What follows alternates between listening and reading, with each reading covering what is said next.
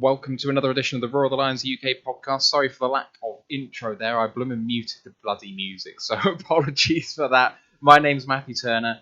I'm the idiot on this podcast, joined by some aficionados of the game, though, here, who are probably hurting after the game earlier this morning. Anthony Fitzpatrick, Steve Collins. How you doing, boys? Maybe an aficionado of the game, but apparently I'm not an aficionado of refereeing rules because the rules I know don't exist. I'm going to set Roger Goodgroves on you in a minute. Steve, sorry. You can get Roger Goodgroves on me. I don't care. He cannot defend that performance yesterday at all. And I will challenge him to come on here and try to. Just for you guys who don't know who Roger is, Roger's on the NFL UK Facebook group as a mod, but he's actually better known as the head of the British American Football Referees Association. We had him on during the draft, and he gave Ant a dressing down for having a go at referees, hence the threat. Steve, sorry man, how you doing? Yeah, I mean, this is Royal Lions. We get bollocked by everyone, Nick Williams, Roger Goodgrove. They're all after us. Sorry, are you talking about Lions hero Nick Williams? I just want to wake up on a Tuesday and be like, right, they beat us fair and square, fine.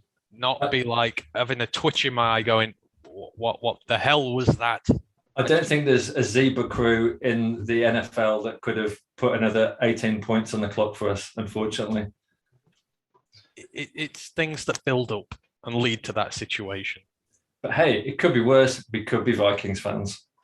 Yeah, we didn't miss it in the final second on a field goal. Oh my God. And what a week of football. First couple of weeks have been some of the best weeks of football I've seen in some time. Some absolutely cracking games. Did you watch Kansas-Baltimore, for example? Yeah, absolute quality. What a game. And no one was picking Baltimore for that. Turfing out Kansas at your home turf is pretty good work. The Vikings-Cardinals game was absolutely awesome to watch. Not just from an amusing point of view, but it was just a great game. And the Titans one was good as well. I don't know why, but I have an irrational hatred for Russell Wilson and Seattle, and to see them lose the way they did was really funny. So hate the uniform. One of the worst uniforms in the league, I think. I don't even know what it is. I just don't like them. And it was like quite funny to see them, because I thought they were blowing away the Titans at one point, and then to see they lost, just like, oh my God, that was quite fun.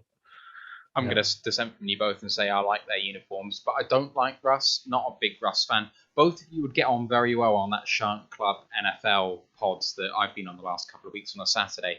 As San Francisco fans, the host of the show refers to them as the Sea Chickens, and the Rams he calls the Lambs. I assume that's normal San Francisco banter for the rest of their division. I'm not sure, but it's a funny show. Right. Enough of the rest of the NFL. Let's get on to what we're talking about, which is the Detroit Lions. What up, though, to everyone watching, listening. Appreciate you being with us.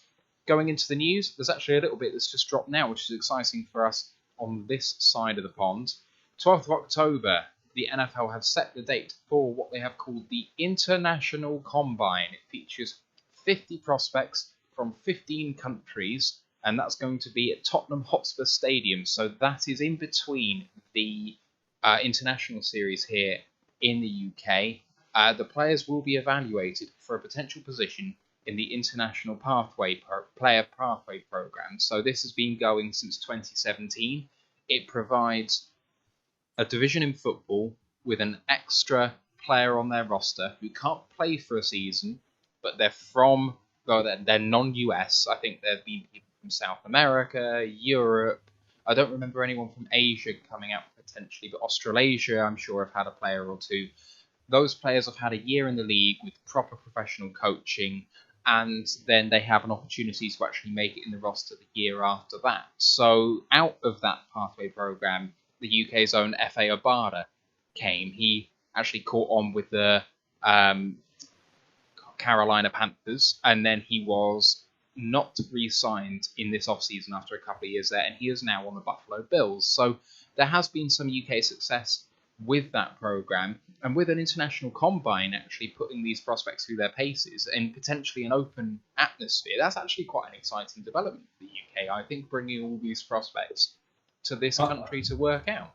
I don't think it would take that much persuasion to be able to get Ryan McCarthy on the Lions linebacking core. I mean, surely that could happen. Ryan McCluskey, sorry, surely that could happen. It might happen. He can't be far off. He can't be far off. Come Even on, Ryan. injured reserve, he could still play for us. Yes. Anyway, so exciting news. What up, Doe, to JGB? He said he left the MCDC presser because it was some bullshit. I'll have to listen to that because I'm quite intrigued now you said that. Next bit of news was just the Lions wore their new all-white uniforms for Monday Night Football. What did you think? Absolutely sick. They drip with swag. They are absolutely fucking wonderful. I love them. I'm a big fan of white. I've got the white shirt here. The football team over here, they wear white. I just think everything looks better when you're in a white uniform. And, we can keep those and use them a lot more. They look amazing. Do you prefer them to the colour rush ones? See, it's a very tight toss-up because I like the black ones that we have, and I want them to come back as well. It would be a big toss-up between those. But I thought the blacks were the alternates as opposed to the colour rush. Yeah, I'm not a fan of colour rush. Well, I'm saying I'm not a fan, but I like the black uniforms. I like the grey. I like the grey and white. But I like them. See, the grey ones now. That's weird because when Man United wear grey, they suck. So I'm surprised you'd like Detroit wearing that. So, but no, the white first low blow from Anthony of the evening. Oh, hang on, that's a fact. Do they not suck when they wear grey? There's some they've got really bad stats when they wear grey, don't they? I don't think they've ever won wearing a grey kit. This is just one apocryphal tale of Southampton away, which was a long time ago, and I'm surprised that people are still going on about it because I think we've won the Champions League since then. Anyway. Yeah, I thought they were sick. I love the all-white uniforms. I love the grey as well. I know that's not popular for the colour rush, but I really like the grey uniforms. The white looks sick. The weakest one, I actually think, is the blue. I'm not a massive fan of the blue, and the font, just change the font. It's a shit font. Get rid of it. I think we are going to upgrade our uniforms in 2022. Yes, it's coming. Every 5 years, I think, yeah. Ashley Soden on Twitch has said, Man United are losing this weekend, Winky Face. So we're with you, Ash, all the way. The bullshit. Ash, if you want to have some money on that, I'm quite happy. Cross my palm with silver. Couple of mentions on the MCDC presser. JGB and Ashley have both said that the bullshit that was mentioned was, and I quote from MCDC, Anzalone was all over the field and I was impressed. And Dan Campbell is starting to lose my respect, if that's true. We'll get on to why later. Final bit of news that I found while going through, since we've spoken to you on Friday, Thursday, is that the outside linebackers coach Kelvin Shepherd revealed why Julian Okwara was healthy scratched in week 1, and it's presumably why Austin Bryant was scratched week 2. It was their plan to only have 4 outside linebackers on the roster, but they felt that 5 of them had performed so well that they merited a space on the roster. But the idea is that it will only ever have 4 defensive ends / outside linebackers on the game day roster. So there will be 1 outside linebacker scratched in every single game. And it's an in-week competition every single week. Whoever looks worse out of the 5 will not suit up in that game. So Okwara scratched in game 1, and then Bryant scratched in game 2. What do you think, boys? That level of competition, knowing that someone's going to miss out, and presumably it's not Romeo and it's not Flowers, it's one of the other 3. It's got to promote some sort of healthy rivalry through training, because there's some guys who know they're going to be suiting up every week, but they don't. Well, I mean, we don't have too many positions of strength in this team. So I guess, if you've got more guys at a position where the quality is higher, then roll with them. Even if it means you do have to healthy scratch one of them, then, like you say, the competition's better. We know which areas are weak. Let's focus on the strengths this year, get them up to as far as we can, and then focus on the weaknesses next. All we can do for now. It's better than just carrying someone at another position who's not completely agree, but the snap count doesn't really say when you look at the numbers that they're giving the rookies that many chances, because there was a lot of the younger players that didn't get many snaps, including Julian, who only had 4. Yeah, so it's kind of pointless. Yes, true. But then Charles Harris got 26. I wonder if he's going to be the one that's healthy scratch because for next week, because that kind of would say to me that they're sort of sharing it out amongst the three of them rather than actually going on merit. But Dan Campbell, yeah, Campbell likes to ride the hot hand, and Harris was the highest graded defender from yesterday. So if he continues to perform in camp, I mean, Harris is one of those where this is a former first round pick who's lost his way. But if he's, beginning to even realize some of that potential you got there, ride him while he's hot, because we could potentially have a really good player on our hands there. Can I just say, we are a UK podcast and we've got our own voice and our own language. And for me, I would just like to exclude the term "ride the hot hand" from this podcast, because for me it's just a very, very dubious expression. I was quoting Dan Campbell. I wasn't using it as my own free will. Yeah, let's just give that a moment of silence while we contemplate what's just been said. Okay, moving on. Before we go into the game review, just want to shout out a couple of things that have been happening recently. Obviously, the College Football Podcast has been going on to some great success, and that will be rolling on again tomorrow. Some great games and through the weekend. I watched a few, and it's staggering how many good kind of stories you have coming out of the week. What are you going to focus on tomorrow? To put it blatantly honest, I don't really know at the minute. I know we've got a few fan requests. We're looking at safeties tomorrow. We had a look during the summer. We're going to see how they're doing. We're looking at guys who maybe near the top of the draft who we need to avoid. But in terms of games, there's so much there. I mean, the Michigan sides have both started off really well. The Spartans are one of the stories of the season. Yeah. The Spartans are one of the stories of the season at the minute, and they are just in such a rich vein of form. They've got a couple of excellent running backs there, like the Wolverines do, to be fair, and they're just, they're complementing that with a good passing game, and they're just blowing everyone away at the minute. It's they should both be ranked, right? After this weekend. Yeah, they'll be ranked for sure. Especially, I'd say the Spartans will, because theirs obviously is a harder strength of schedule, especially against Miami. Wolverines playing an FCS team, but they'll both be ranked, and it's good. It's a lot of good teams in the Big Ten this year. Maybe not elite, but a lot of competition, and it's wide open. So, yeah, we're going to have a lot to talk about. I don't know how we're going to fit it all in, but we will try.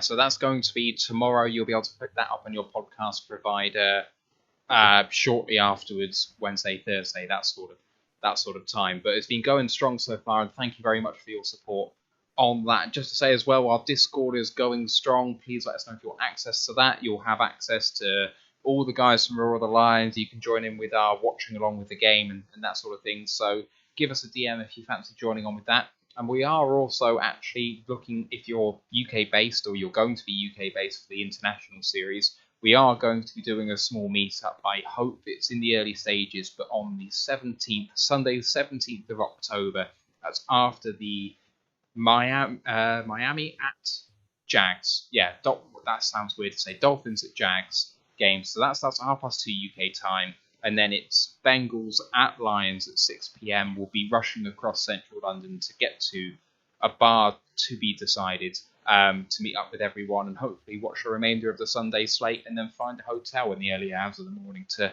rest your head at about 4 o'clock. So if you're interested in that, I've started up an event on the Roar the Lions Facebook group, just trying to gauge some interest because I might book something out for that. So let me know if you fancy it.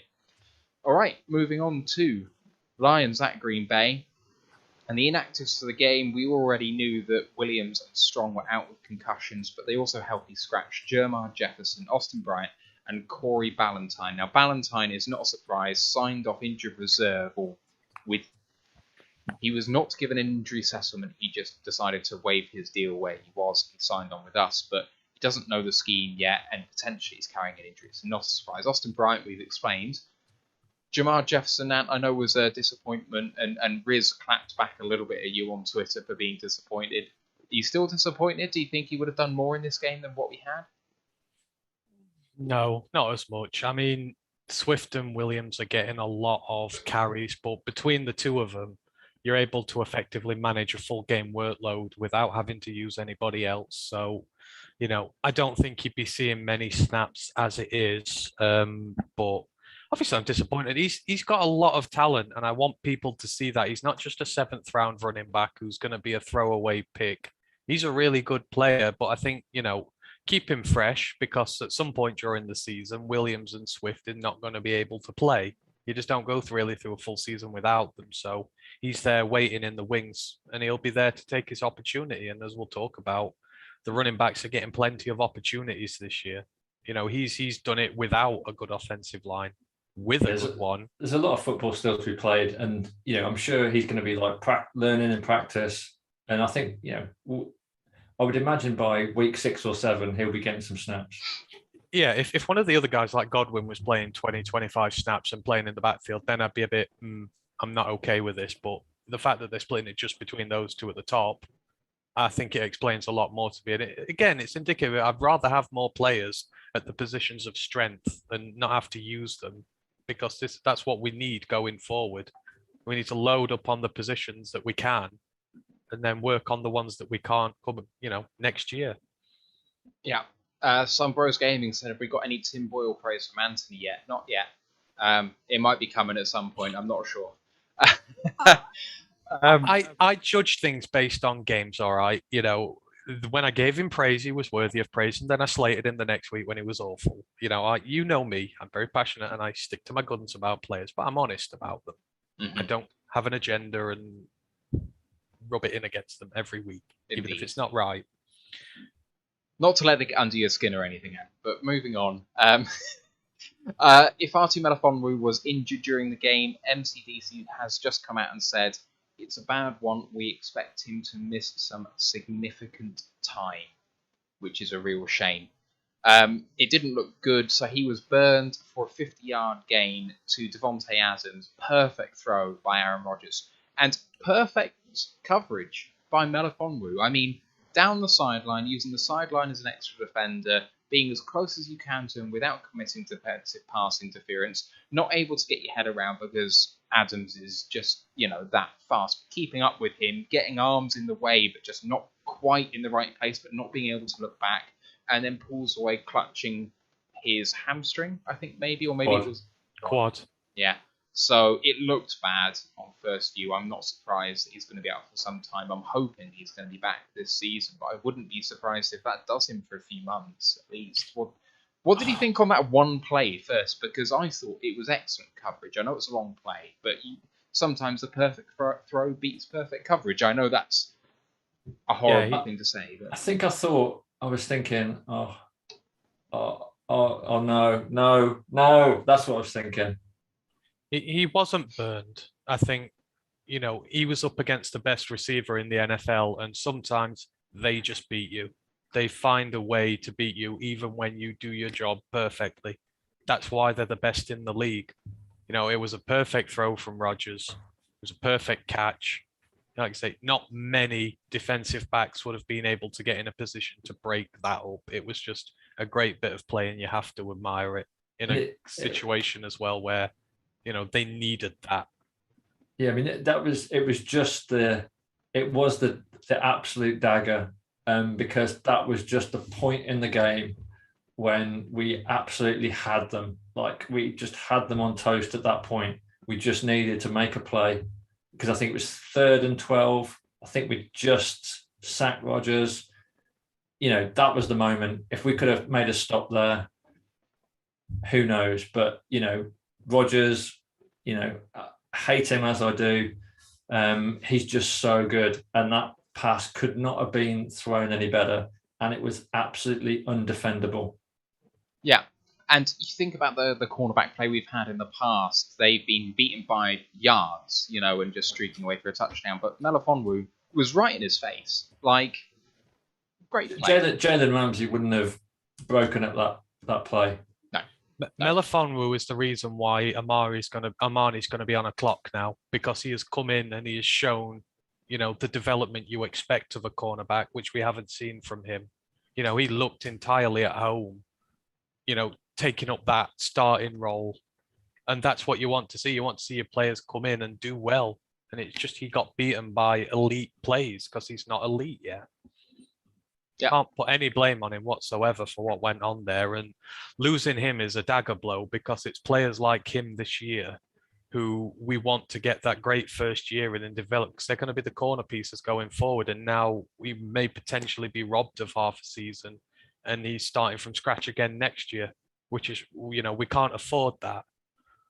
Yeah, so he played 30 of 31 snaps before he got injured. He had a grade of 58.6 per PFF, a 75 tackle grade, and a positive coverage grade, 61.8.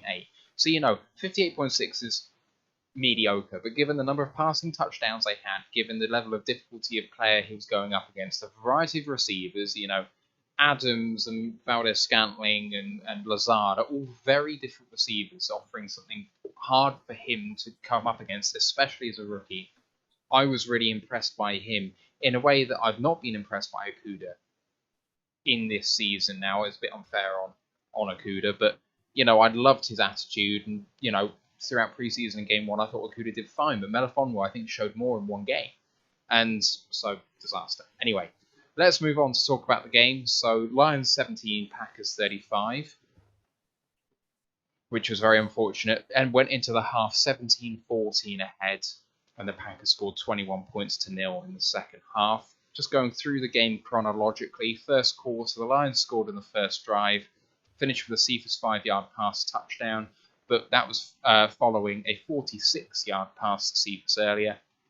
Green Bay scored right back on their first drive. It's a long and slow drive with not many big plays. Aaron Jones receiving a 5-yard pass and touchdown. Detroit, on their next drive, committed 34 yards of penalties in one drive, including a false start, a hold, an intentional grounding, and then a false start on the punt. It actually felt like 34 penalties rather than 34 really yards. It did. The hold was on Saul, which I think is why he didn't grade quite as well as he has done in week one, and still fine. But I know that penalties hurt you very much in the PFF school of grading. End of the first quarter happened in the middle of the previous drive that I just spoke of, and then in the second quarter, so Detroit have the ball, go 7-up, goes back to 7-all. You're thinking, okay, well, Detroit are going to be in this game if we keep scoring. We then fail out and have to punt. You're thinking this could be a major changing point of the game. Detroit's defense stands up and makes them go 3 and out. Brilliant start for defense, really, with a lovely sack on Rodgers on 3rd and 5. Detroit then go and score a touchdown. Hawk pass 8 yards for a touchdown. Nice slow drive, much like we've seen from Green Bay earlier on. But Green Bay snapped back straight away. Another slow drive from Green Bay, just taking what defense gave them. Detroit were keeping everything in front of them with the 2 high looks and just making Green Bay earn it. That brought it to 14-all, leaving it with about 2.5 minutes to go. Detroit then burned clock moving up the field, not using timeouts until very late because they wanted to ensure it was the last possession of the half and they went in front. They maybe perhaps were too conservative, stalled out and had to take a field goal, but the half ended 17-14 to Detroit. And for me, boys, looking at the end of the first half, because I think this is a good place to stop, really, it was a sort of Jekyll and Hyde performance like we saw in the previous week, that we were ahead and I was encouraged and also very worried. I was encouraged because Goff was perfect in the first half. I don't think there was anything I can pick out where I'm like, he made a mistake here. He was hitting all of his passes. The run game looked like it was being effective. And the defense was standing up on occasions, and Rodgers was under constant pressure. But I was worried because it didn't look like we could stop Aaron Jones. He was getting a little bit of joy in the run, not too much, but enough. But he was getting a lot of joy in the passing game. And that really worried me. My key to success was stopping him, not Rodgers, not Adams, but Jones was the key. And I saw him just toasting us. And I thought, if we can't sort this out and adjust, that this is going to be a long day for us. How did you guys feel at half time, Steve? Lots of positives in the first half. First of all, Jared Goff, he threw a beautiful ball to Quintez Cephas. He was light on his feet. He was moving around nicely in the pocket. The pass he threw to Hawkinson for the second touchdown I mean, if Matthew Stafford had have thrown that, Anthony would have been riding his hot hand all night. I mean, it was just an absolutely beautiful pass and just inch perfect. Goff looked like what Goff is. Goff is a top 20 to 25 QB in the league. He's not incompetent. He's got talent. Okay, he's limited, but when he has favourable conditions, he can absolutely deliver. And my God, he had favourable conditions, because the Packers' defence was just absolutely beige in that first half. Barely any pressure. I think they got one sack in the third quarter where Matt Nelson gave just gave it up basically. But in the first half, they were tight. The O-line was good. And the Packers just couldn't get any pressure. So that for me was a positive. Cephas made some plays. Hawkinson just still looks like the best player offensively for us. The running game was okay. It wasn't as good as last week, but it was still decent. We were still moving the chains. It was all good up to that point. What about you, Ant? Yeah, I was really happy. I think going into it, we were obviously a little concerned that we were going to get the backlash from Green Bay straight away, obviously from last week, but we went toe to toe with them offensively. That first drive really set a tone there. The deep ball from Goff got everyone excited. We mixed running the ball, passing the ball. The offense it was wonderful to see. The Green Bay Packers were at odds and ends on defense. They didn't know what was coming, even to the point where the commentators were like, they don't have a Scooby. We were putting all sorts in there on some plays. They just didn't know where the ball was. And that's testament to Anthony Lynn coming up with the scheme, to do that. He just absolutely put them at odds and ends. Obviously, the defense was concerning. I mean, we got the stop after they did, which was critical, but it would have been nice to see another stop in there to give us a chance to go 2 scores up, because if we go 2 scores up, the pressure ramps up on them then. But unfortunately, it didn't happen. But in terms of what we were expecting, we were 12-point underdogs for this one, and we went in 3 up, and we looked every bit their equal. Our offense, which has been questioned as, especially in the receiver core as to its validity, whether it's any good or not, we mixed it up perfectly. And, it gives me a lot of hope for the season going forward. I would say I was a little worried. Yeah, the defense, they were moving too easy. They were these long, slow drives they're renowned for. Gassing defenses out was a worry. And the refereeing performance was already starting to worry me, because that intentional grounding call on Goff on the one drive we did screw up on was absolutely ludicrous. How that can be intentional grounding when he's been hit is unreal. And you're already thinking then, oh no, are the Zebras going to have an effect on this game? And they did. That was worrying. So yeah, but overall, I was really happy with how they went out there and went toe to toe with Green Bay. Just one thing on the offense, and I think you might disagree with this, Matt, because I think we saw something in the Discord chat earlier. As ever, our Discord channel has been lively today, but I was really disappointed with how they managed the clock at the end of the second quarter, because I think it was too conservative. They were too worried about Green Bay scoring. They should have been trying to go 7 points clear at that point. But it seemed all the focus was, let's try and edge towards field goal range, maybe score some points, but let's just run the clock down. And what actually happened, they didn't need to run the clock down as far as they did. Yeah, absolutely. Don't leave 2 minutes on the clock for Rodgers. Absolutely. But don't get down to like 20 seconds. And then all of a sudden, if you do, a play goes wrong, you're then scrambling, because it just seemed that the offense was just all over the place, chaotic in those last few plays. And it didn't need to be. We could have kept, say, 40 seconds, 45 seconds on the clock and still, taken the ball down closer to the goal line and then, bled some time off. I just think he went about it in a too defensive mindset. I don't. I agree entirely with what they did. I said this on Twitter. I said, old Lions teams in that situation, when we started that drive, would have gone 3 and out and allowed Aaron Rodgers time to get down the field. Because don't forget, they had their 3 timeouts as well. No one had used one by this point. And I said it's absolutely critical that we make way up, we sustain a drive, but we wear that clock down as far as we can. As long as we get points, that is the most important thing. And that's what we did. You just don't let Aaron Rodgers get on the field in that situation. Because if we'd have been ultra aggressive, had to punt and given him enough time to get back down and then score a field goal or a touchdown, then we'd be slating the management. Get to the 2-yard line and then take the ball out of bounds and then run the clock down. Don't just run it down and then just leave yourself absolutely frantic on the play calling. But they'll be playing prevent defense as well. They'll allow you a bit as well in that situation. They're not going to allow you a situation to bomb it downfield, and especially against some of their backs that they've got. You have to sustain your drives against them. And I think we did it perfectly. We didn't give them an opportunity to score, and we scored.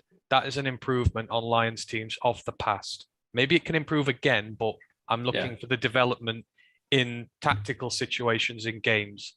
We scored. I don't think it was a disaster by any means. I don't think it was like a game break. I just think it just was slightly symptomatic of a conservative mentality that we probably didn't need then, but yeah.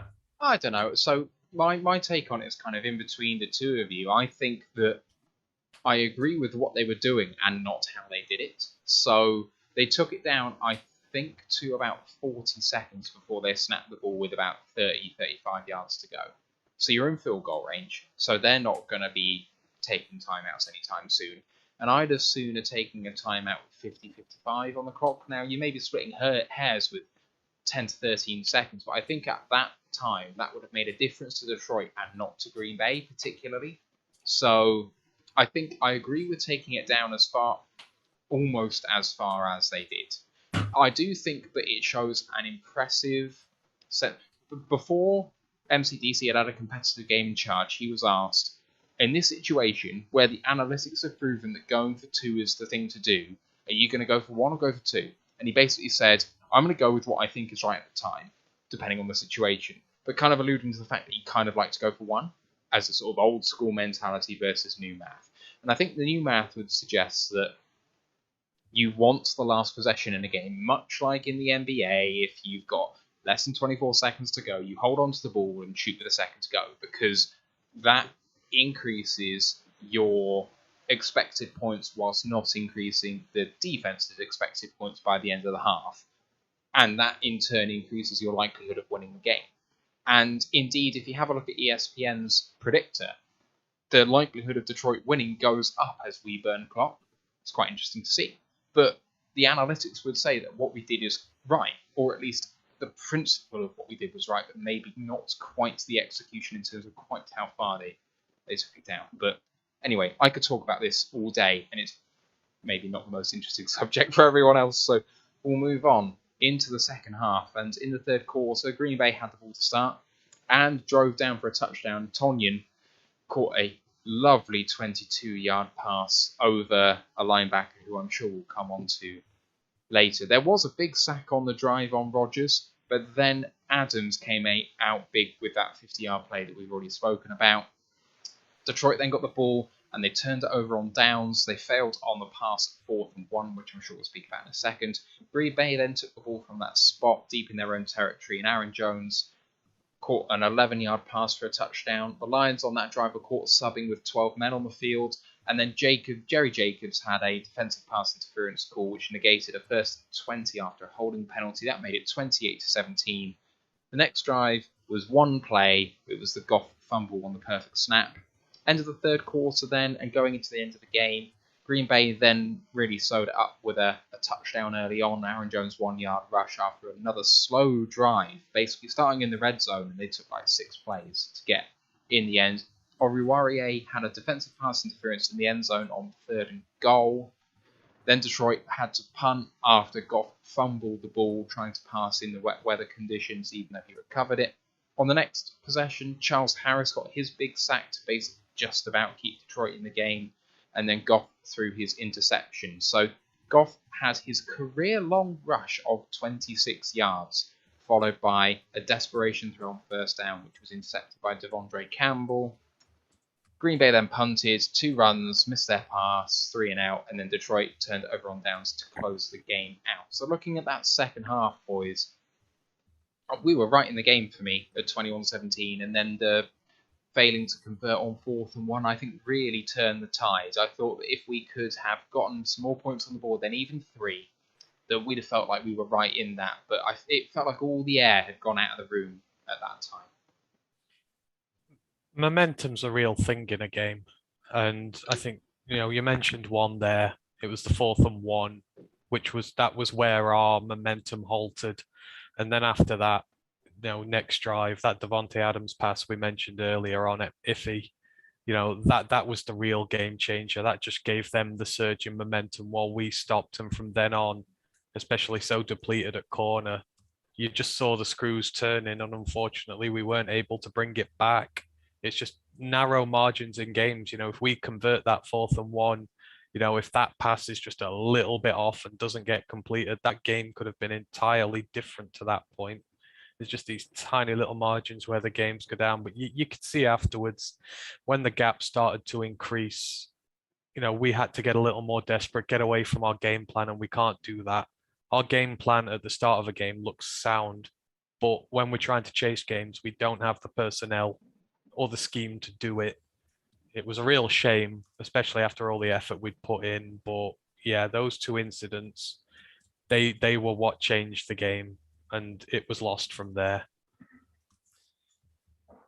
Yeah, I think for me, we were in the game to an extent. Our offense was in the game. I don't think our defense was in the game even in the first half, because I just felt like, we maybe held Green Bay up a little bit in the first half, but you could feel it coming. Like it was in the post. And I think the scheme that he did, I completely understand why he did it. So he's playing 2 high safeties all the time. But the problem is you're just giving Aaron Jones a big, hole in the middle of the pitch to attack our linebacking core. And they did. And you just felt that, and again, I maybe disagree with a bit of the chat that was in our Discord. I didn't think we were getting much push inside. Like, I did not feel, I think Broca's got a sack. There was a couple of plays where Rodgers was pressured, but we didn't have Rodgers running for his life. He had plenty of time to throw. And, when we give him time to throw, just look what happens. I kind of felt that the defense wasn't really clicking at any point, but he had to play those safeties high to protect the rookies at corner. But again, it's going back to the kind of Stafford days. When the defense is shit, Stafford has to play a perfect game. Stafford can't afford to make a mistake. And on that 4th and 1, when Goff threw across field to Cephas, and it wasn't a great throw, Amon-Ra St. Brown was absolutely wide open. There was no one within 2 or 3 yards of him. And that's where Goff is going to cost us this year, because our defense is so bad. He has to be perfect, and he's not perfect. Yeah, completely agree. It's just one of those things, isn't it, where if you don't protect the DBs by having 2 high, then you're exposing the linebackers, who are fucking awful, and we'll come on to that. And if you only have single high, you protect the linebackers, you then have the 50-yard play, which is one of the few times I saw us actually move to a single high look. You left Melifonwu one-on-one with Davante Adams. It was like being stuck between a rock and a hard place with pick your poison on defense, because the shit's coming somewhere.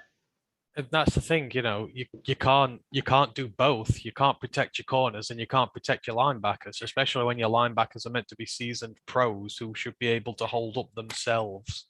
I think the defensive line, I'm not worried by the defensive line at all. I saw a lot of penetration there, but the trouble is, and as was said on there, because you're keeping 2 high, they just attack the edges on the run, which negates your defensive line. They can't get, they can't get through an offensive line and protect the edges at the same time.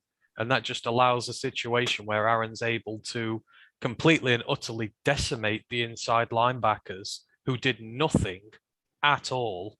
8 targets, 8 receptions, over 100 yards. He wrecked them. You're not giving your defensive line a chance in that situation, because all your reinforcements at the back are looking after others and they're having to do it themselves.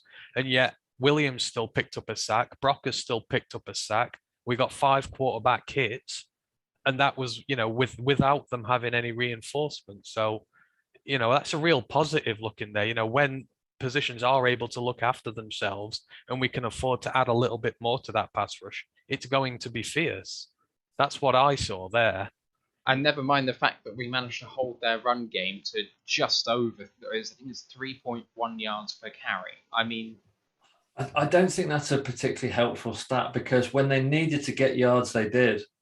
Like, I never thought that Aaron Jones wasn't going to be able to run for a first down. Like, whenever they were like 2nd and 6, 2nd and 7, I just thought, well, he's gonna get this, or he's gonna leave it like 3rd and 1. Like, he always seemed to have time just to make a few extra yards.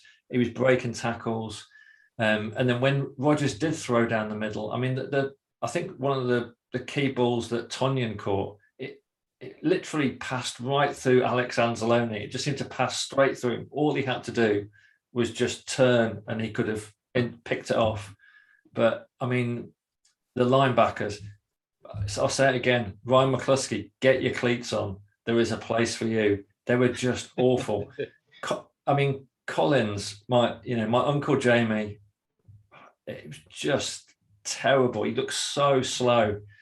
Anzalone was just appalling.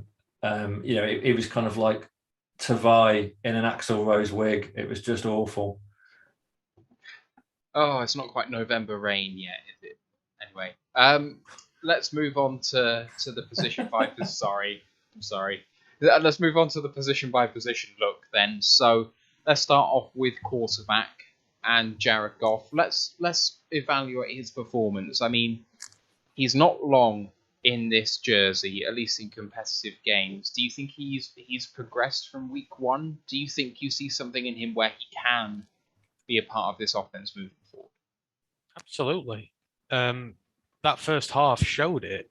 We mixed and matched things up. When you give him a run game to work with and you protect him, because let's props to that offensive line, it was rock steady. Most of the game, it gave him so much time to be able to throw the ball. And, that was in his natural environment. And he made some good throws, as Steve said. This throw to Hawkinson, if Stafford had done that, people would have been raving. That needed the exact amount of, lift that it got, any more or less, and it's picked. So I think you absolutely saw that. And people forget that he's working with a wide receiver core, which is, untested. It's not the easiest. He's not been put in a position to succeed here. He's having to work, on the back foot from the very beginning. Yet he's finding Hawkinson with regularity. I mean, what's TJ got already? About 170 yards through 2 games, 2 touchdowns. He's finding him regularly. He's working well with his running backs. He's working well with Cephas. He's developing chemistry with them quickly, and it's going to come in time. I know there were a few errors on his part. I mean, obviously the fumble and the slip out, that's just not forgivable. That's bad ball handling. But in terms of the position he's been given to work with, he had a much better game. And if he keeps on improving and the line keeps defending him, I think he's going to outperform people's expectations, however low or medium they might be. But he showed dramatic improvement from week 1, which is what you want to see. But again, as Steve already said, you can't ask him to chase again. The interception late on, that doesn't happen if we're not chasing that game. I don't think he got a little reckless, and it's not his style. But if you're in a game and you're close, then he can manage it just fine. Yeah, I think Ant summed it up really well. And not just with his receivers, like what he's doing with like DeAndre Swift out the backfield. I think Swift caught 4 balls, 41 yards, average of 10.3. I mean, he's really using Swift in the right situation. He's finding him. The problem is that, like, if you think about the top 5 or 6 QBs, even like Mahomes or Josh Allen, like Josh Allen's looked a bit shaky on a couple of occasions, just as he settles into new schemes, new teammates. These kind of top QBs are going to make a couple of mistakes per game. But the difference is with Mahomes and Josh Allen and even Rodgers is that they do so many things so well that they can make a mistake here and a mistake there, and then kind of get away with it because then they can make up for it. They can then pull a play out of nothing and make up for it. The thing about Goff is never going to pull that rabbit out of a hat. It's never going to happen. If he's schemed well, he will deliver. He will deliver a key throw on a rope like he did for Hawkinson. But he's never going to make 40 yards out of nothing. He's never going to be able to improvise like someone like Mahomes. So it just leaves Goff with such a narrow margin. And if you think about Goff's mistakes, there was the fumble from scrimmage. I think he kind of did this thing where he kind of strip sacked himself a bit later in the game, but it kind of didn't matter by then. And he recovered the fumble anyway. And then there was not finding St. Brown and going for the throw against Cephas. So maybe 3 mistakes, 2 of which were costly. And that's the problem. There is no margin for error because on this defense, they are not giving him anything to work with. Like, he is absolutely on the fine margin all the time. And it's just so frustrating when you see in the reaction after the match, people are pounding on Goff, absolutely hammering the guy. And, this was not on him. Like, if you look at all the coverage, it's all about Goff, but this loss was not on him. This is about how we still cannot defend. I think Trinity Benson a couple of times, like I think he made one good catch, but there was a couple of routes he ran that he just didn't seem to know where he was going. He just was just heading off in random directions and he just looked lost. And, there's not a whole bunch of top talent receivers stepping up and making plays. So Goff has got to be perfect and Goff isn't perfect. And this is what people don't understand. But, what part of rebuild are people not getting? The thing is, I think Matthew Stafford's replacement was always going to be on a hide into nothing because just people love Stafford so much. But, these are the same people going, this is the worst wide receiver core ever, then expecting Goff to pull a rabbit out his ass, with them. And Stafford threw a terrible pick against the Colts, a terrible pick. Yeah, and Matt in Stafford, how we never surrounded him, he's always been blessed with receiving talent. Good receiving talent. Now, not even any way suggesting Goff is anywhere near him because he's not, but he always had that advantage. Goff doesn't. He really doesn't. So, yes, he's made some critical errors, but say a better defense and we wouldn't be 18 points behind chasing a game. It's very hard to be so critical of him. I tend to agree with most of what you said. I think that my question is, can Goff sustain the first half level through a game, through one whole game? Because we've seen it a couple of times in his career, but we've never seen it for a season, I would say, where some quarterbacks do reach that sort of elite level consistently.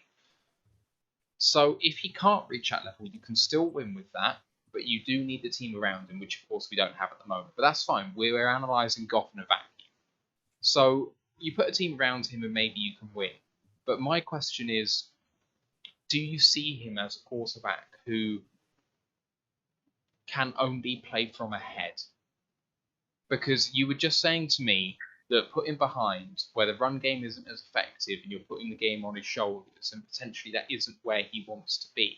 But in this game, if you want to win a Super Bowl, you are going to come up against other very good teams, not just average teams, where, and this is the problem that Tennessee have, right? Their team is set up to play from in front.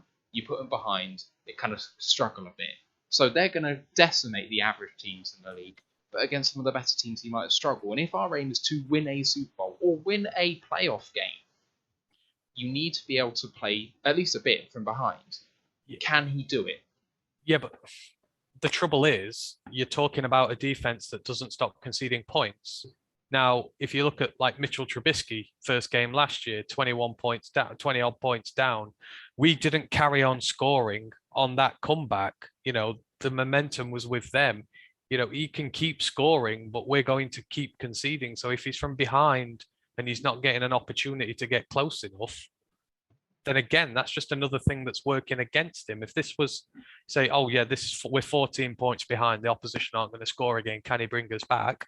Maybe. But if we're consistently going to be 14 points behind because we can't close the gap, of course we're not. Sure. I'm saying just in a vacuum, though, say that the defense is good enough to give him the opportunity to do it. I'm not saying they're a perfect defense, but put Goff in a situation where he can do it, but the pressure's on him to do it with the passing game alone.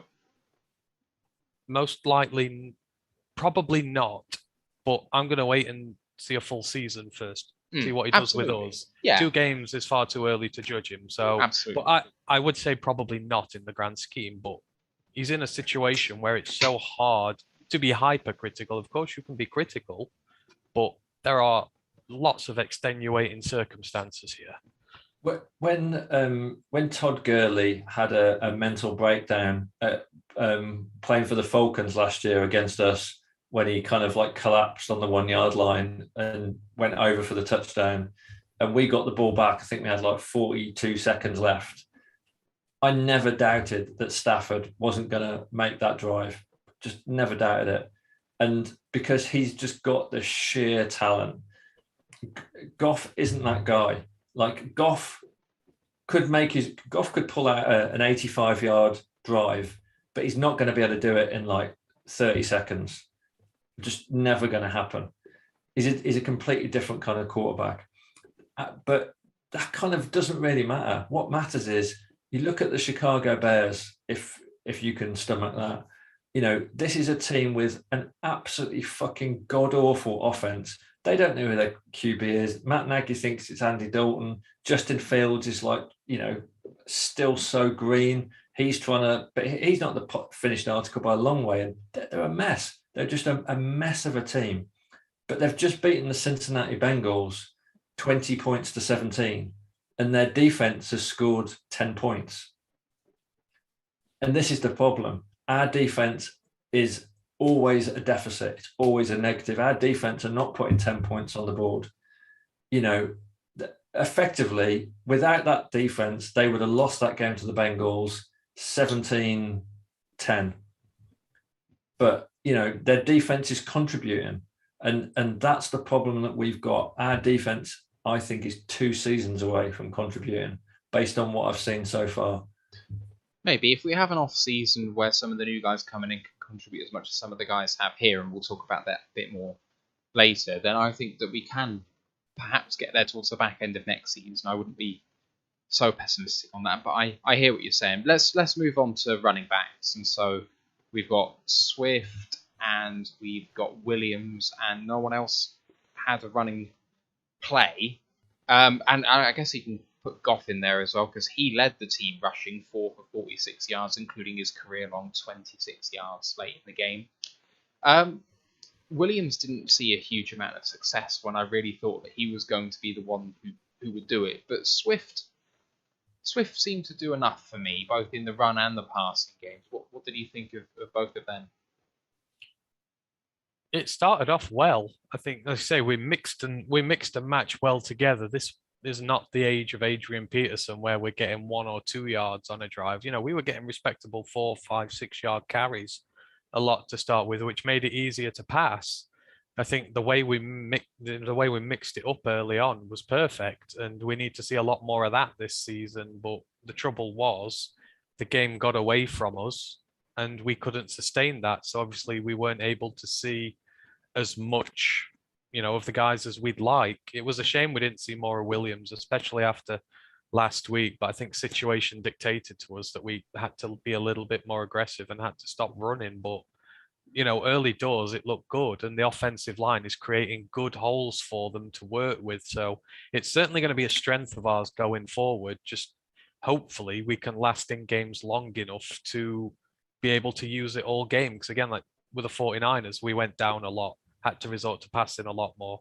We've had to do the same with the Packers. We've got to stop conceding such big leads to allow the run game to fulfill its potential.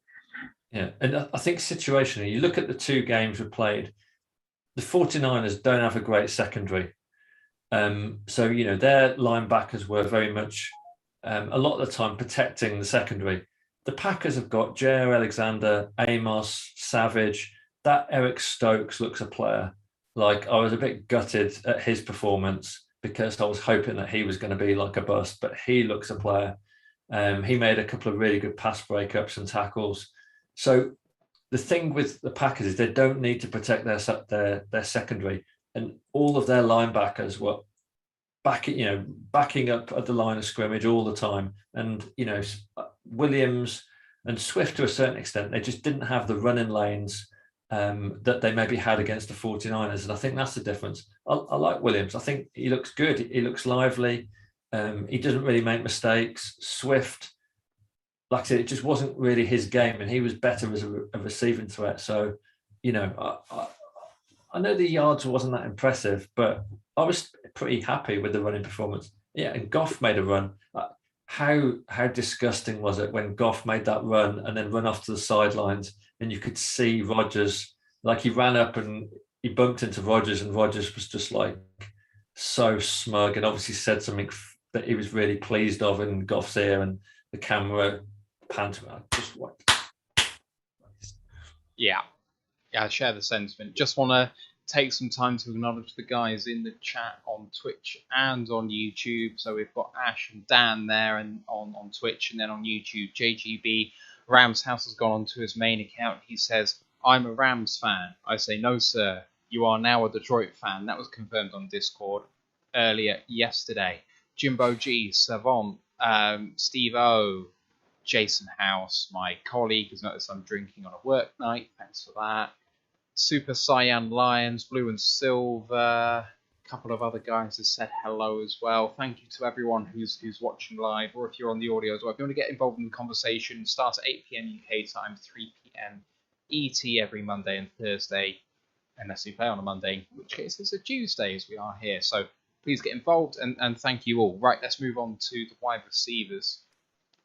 And the leading wide receiver for the team, Quintez Cephas, 4 of 7 for 63. And then Trinity Benson, 1 of 3 for 24. Khalif Raymond, 2 of 2 for 18. Amon-Ra, 3 of 5 for 18. And then I missed out Jason Kavinda, but 1 of 1 for 4. Outside of Cephas, for me, it was a little underwhelming. Raymond had a good catch early and then seemed to just kind of disappear. Amon-Ra didn't really stand out for me too much. I mean, for the polished receiver that he is coming in, we haven't really used him as much as I thought we would. But Cephas really stood out to me as someone who could be a weapon in this team. 4 of 7, including that 46-yard game. But looked like he was giving Kevin King an absolutely torrid time out there most of the time. Given the receiving core we've been dealt this year, what we're having to work with, I always said from the beginning, if we end this season with a permanent fixture and a good permanent fixture in this wide receiver core, it's been a success, given from where we started at. And Cephas looks every bit a really good wide receiver. His movement's getting much better. His catching ability, because he had a few drops last year. His catching seems to be better. He seems to have built up a rapport with Jared Goff really quickly. And he's really taken to this, challenge of, because there's no standout wide receiver one with no Williams there. He's one of the main guys now, and he seems to be flourishing in this role. He's actively out there trying to find the ball, making plays. I think it's really good. And if he carries on this way, he's going to be a permanent fixture in our wide receiver core going forward, and a very good option for us in a successful side. So that can only be a positive. I think in Benson's case, he's still getting up to scratch. He's not been here that long. The same with Hodge. I'm not passing judgment on either of them yet because, they're still earning the trust of Jared Goff. They're still learning schematically how to get in. They've not played a great deal of, NFL football. So, we need to give them more time. St. Brown is the concern because obviously the amount of, rave reviews he's been getting in camp and how well he's been doing, to see him getting targeted so little is a concern. But at the same time, Goff seems to have found his favourite targets for now, and everyone else is going to have to earn their way into his good graces. So hopefully we see that happen going forward. But in terms of Cephas, I'm really, really happy. And for me, I think we've found one of the pieces going forward, providing he carries this on. As I say, for this season, that's a win. Yeah, I mean, when you think that we were going into this season with like Tyrell Williams and Perryman as the 1-2, I mean, like things have progressed rapidly, haven't they? And we're only in game 2. Cephas looks decent. Cephas looks like the one guy that's most likely to step up and kind of really establish himself. Hawkinson just looks exactly as I thought he would do. He's just the star of the offense.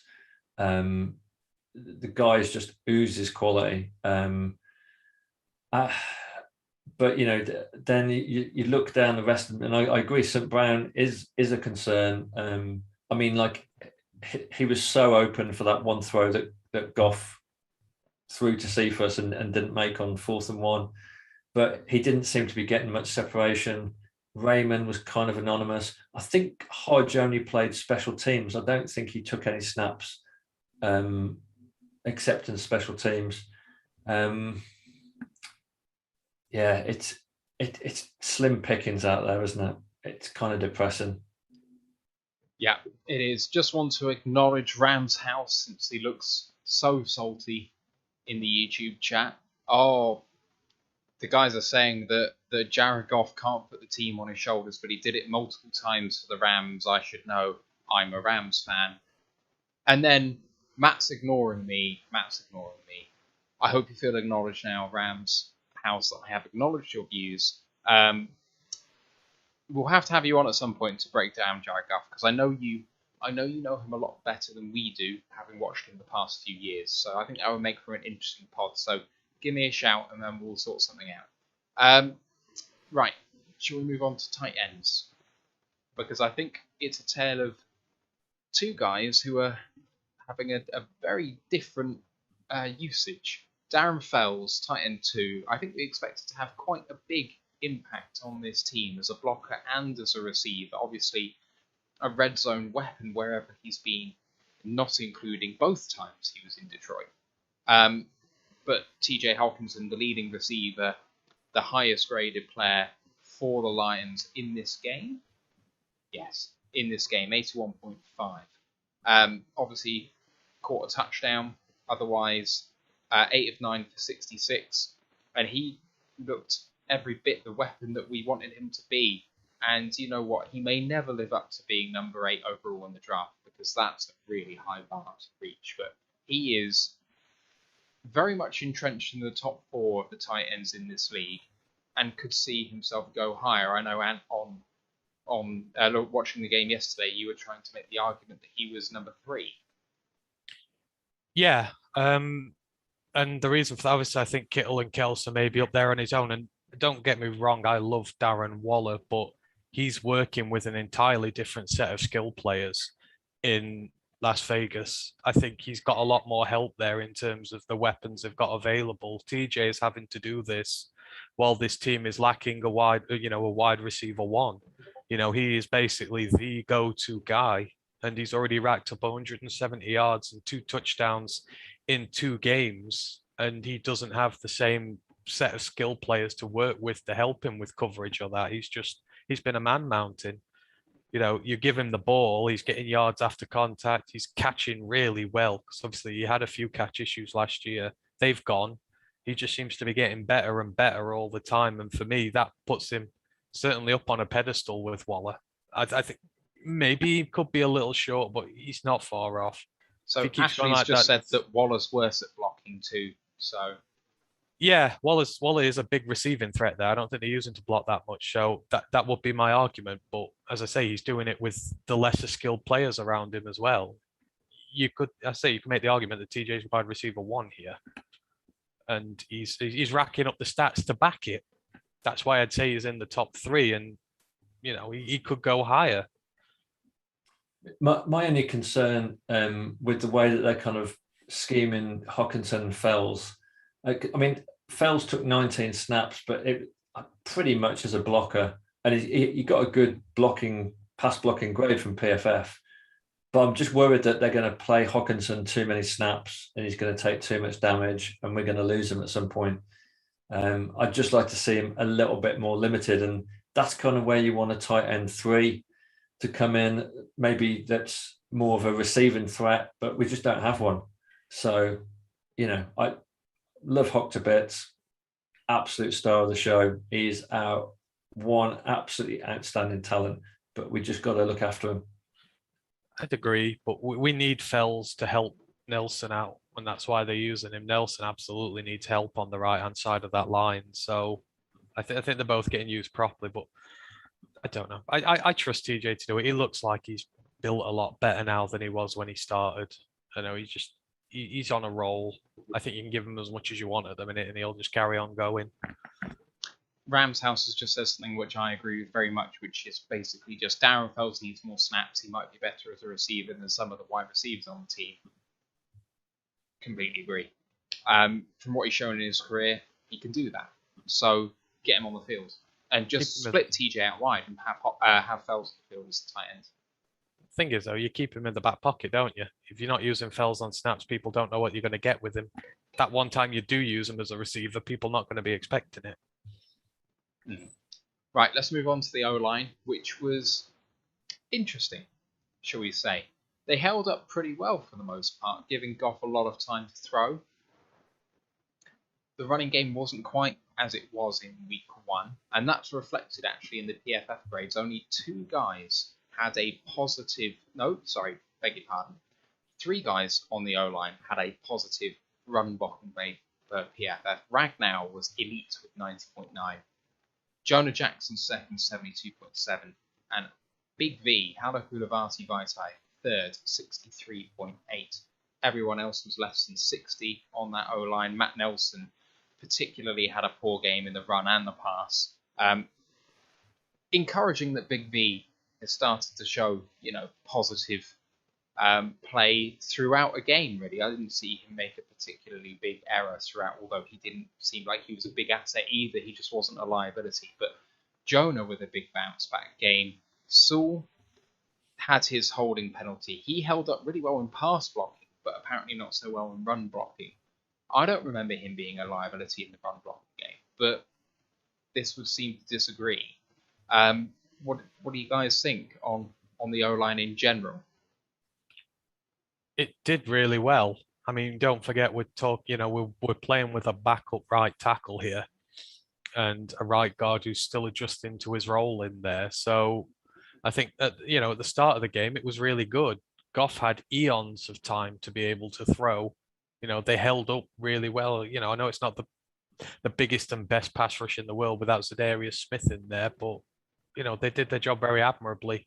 And the run game is they're getting holes to be able to get into. I think there are worries. Obviously, we need Taylor Decker back because Matt Nelson is just not the answer. Once again, he got swatted out the way for a sack on there, but Jonah's worrying as well. He's not having a good second year. He's given up 14 pressures in 2 games, a sack, 3 hits, 10 pressures overall. It's a bit of a rough start to his season, but he's got 2 guys around him who are really good. So hopefully, he will get better there. But, they did what they needed to. They kept Goff pressure free for the most part, and they did well. But just individually with some players, there's just a few things need ironing out. But we need Decker back first. I think that line's going to be fire when he's back. Absolutely. People are really going to struggle to get to Goff. Yeah, I think after Hawkinson, Ragnar is just probably our second best player. Just an absolute beast, like a monster in the centre. Just absolutely love him to bits. And I thought Vaitai had a much better game.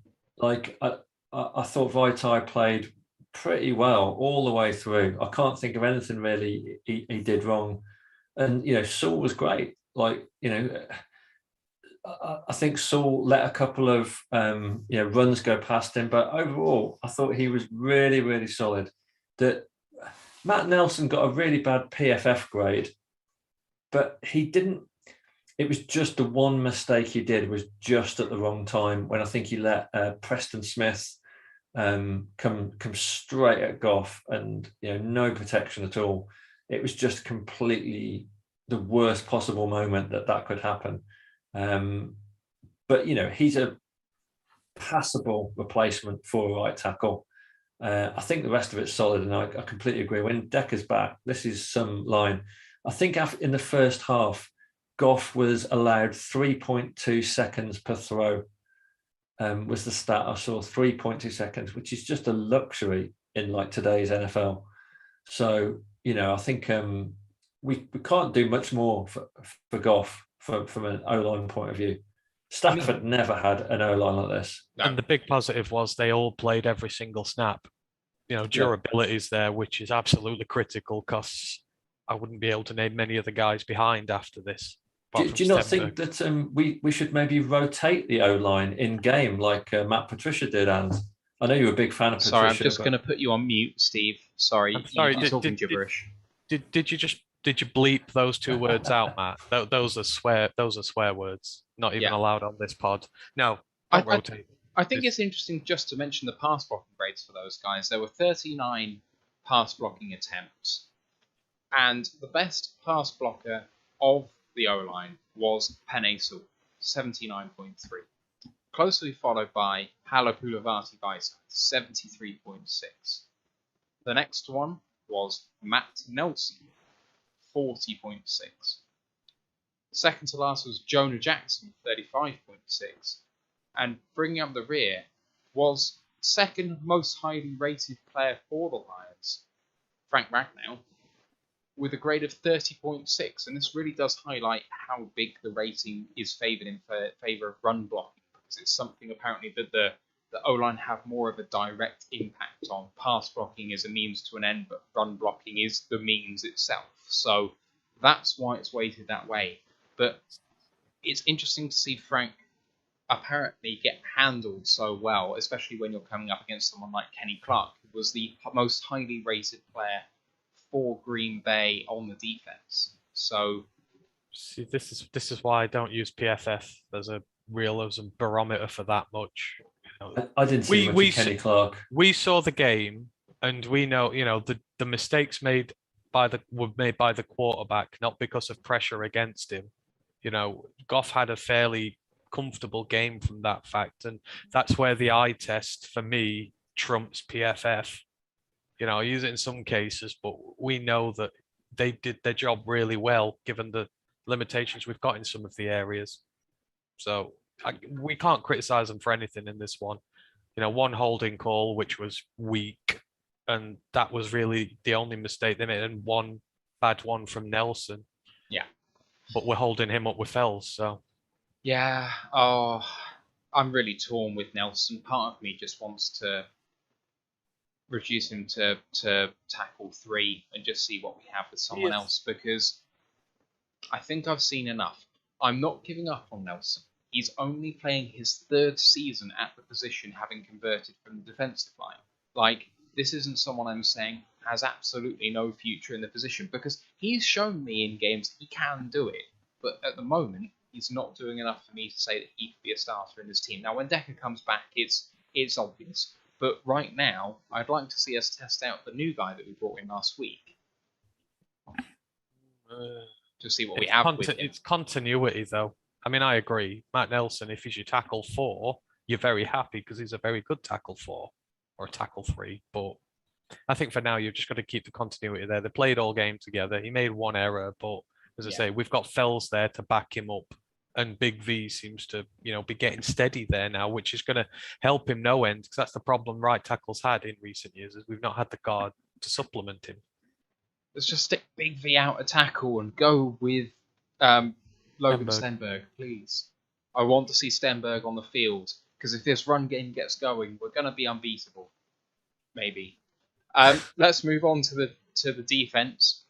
We'll start with the nose tackle and defensive tackles on the D-line.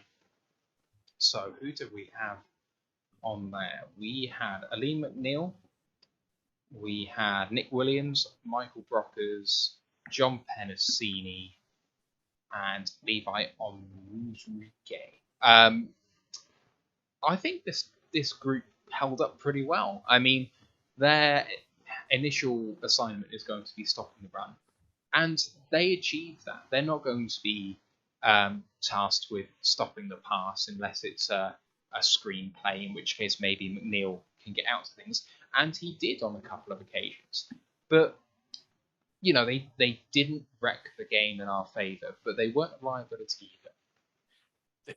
The trouble, the D-line don't get any assistance though, and we were talking about this pre-pod. Obviously, with us playing the two safety look, we're trying to protect rookie cornerbacks, and we're trying to protect a pair of linebackers that just can't play football at the moment. So, it's very hard when they're having to rush on their own to try and get through a line.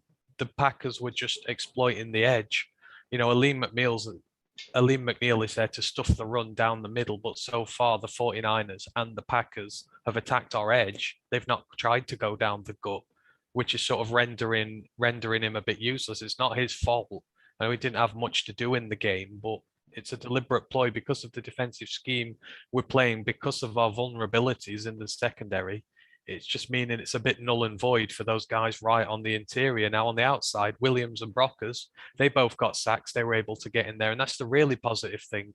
Without backup, because it's in the secondary working there, they still got a pair of sacks between them on that defensive line. I mean, Nick had a great game, and it's hard to say that because of the shtick he gave us when we mentioned about his position, but he had a sack, a quarterback hit, 4 tackles, all 4 of them were stops. He had a great game. Brockers looked like he was giving the Elton Jenkins a really horrid time, and Elton Jenkins is a really good player. I know he's only stepping in at left tackle, but he's still a high quality offensive lineman. I'm seeing loads there from these guys. They're putting on a lot of pressure, and when they've got the outside guys to help them as well, when we're not having to defend the secondary, they're going to be really dangerous. You can see how good it is in its glimpses, and when it's unleashed to its full potential, they're going to be really good, really good. Yeah, I mean, Elton Jenkins was the best top-ranked offensive player for Green Bay in their blowout loss against New Orleans. And then he comes in here and only ranks at a 56.4, going up against that defensive front. And he lines up at left tackle, which is going to be opposite Flowers or the defensive tackle on that side. And Flowers didn't have a particularly good game. So it's got to be down to the interior guys who are giving him a hard time, as you've just highlighted. Steve, what did he make of the D tackles? I mean, the system we play, we don't really have a front 7, do we? We have a front 5. That's the problem. I thought in terms of the interior, so Williams, Brockers, I thought they were, and McNeil, that they were okay. They were like on the right side of okay, but I didn't feel that we were really moving the line of scrimmage much. Aquara got 5 hurries and I think 1 QB hit, but I want to see Aquara getting sacks. Aquara is our franchise defensive player. Like, we've just paid him big money. I want to see those hurries get turned into sacks, because if he can't do it, no one else can. He's got to produce, and he had an okay game, but this is not a good Packers O-line, and I was expecting more from him. I thought Flowers was really average. I thought Flowers played well against the Niners, and I was like, oh, okay, he's back. Like, what's happened? Flowers has kind of got his mojo back. I thought he was massively flat in this, just did nothing for me. So, yeah, I'm just underwhelmed. I'd have really liked to have seen Levi get a few more snaps, because he's where the growth and the kind of progression is going to come from. So let's just get him involved. Yeah, so Levi got 10 snaps, and let's widen it out now to those outside linebackers that Steve mentioned: Romeo, Charles Harris, who's our highest rated player on defense after 26 snaps. And as you say, Julian Okwara only got 4. Trey had 42, but was the lowest ranked of those 4. And what did you make of the outside linebacker guys? I thought they did all right. Again, I think, we're suffering a bit with scheme here because we're having to play so defensively.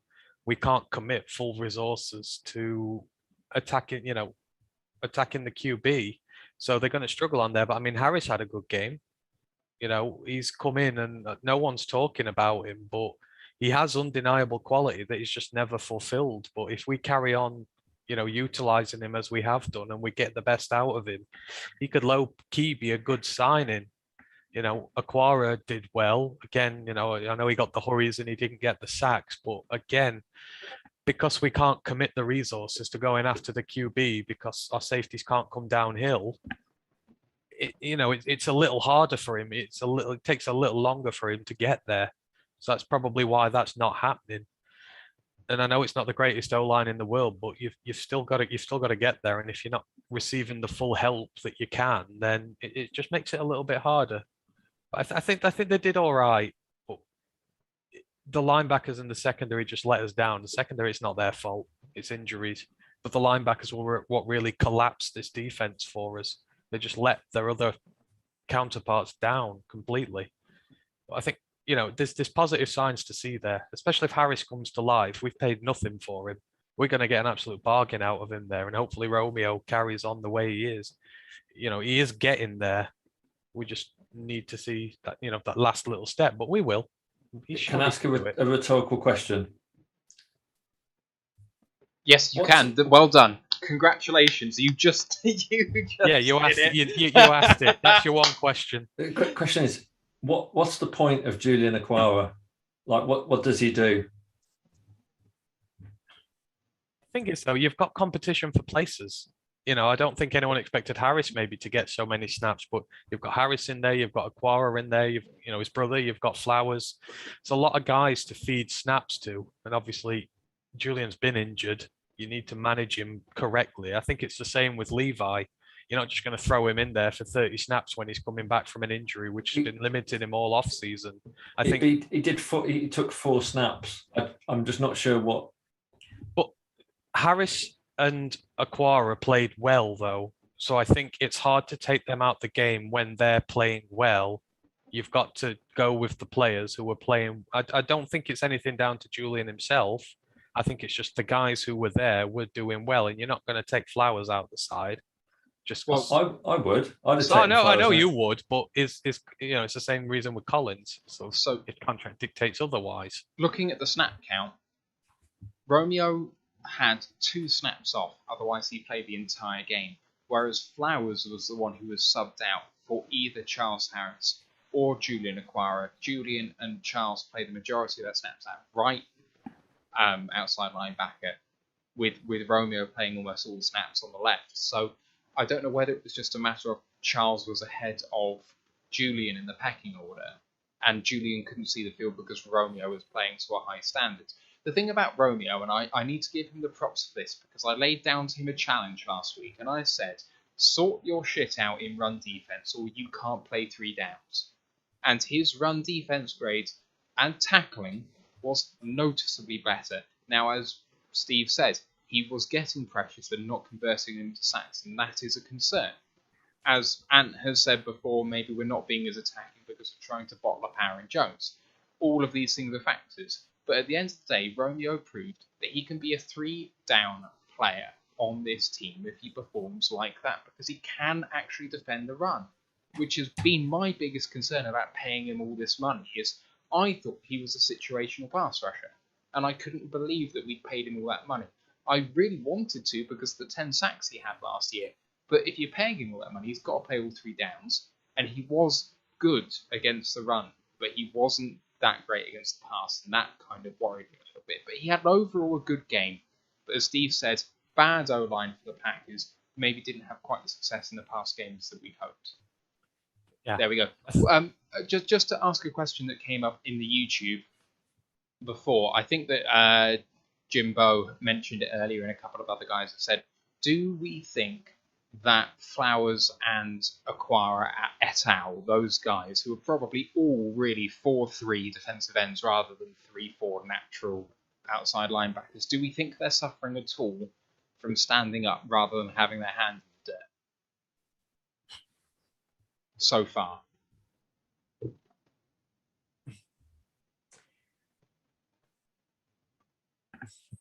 I guess it depends on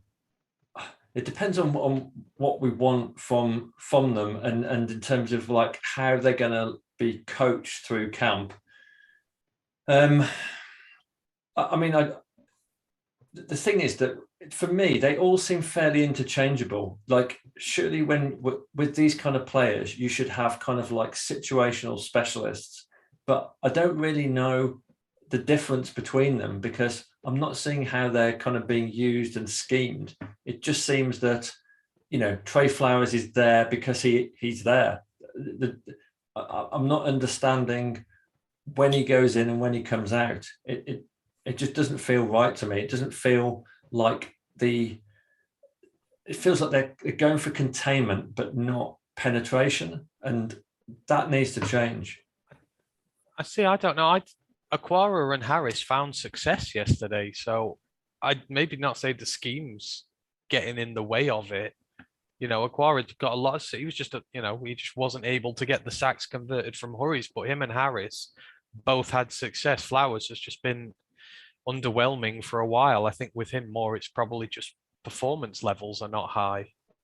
But I don't think it's affecting too much. I mean, obviously, we played very little 3 yesterday. I noticed we were playing with 4 men. We were playing a 4-3 very frequently, but and we didn't try the 3-man option up front straight away. That might be affecting it. I don't know, but I'd just say the amount of success that Romeo and Charles got would suggest no, they are doing all right by them.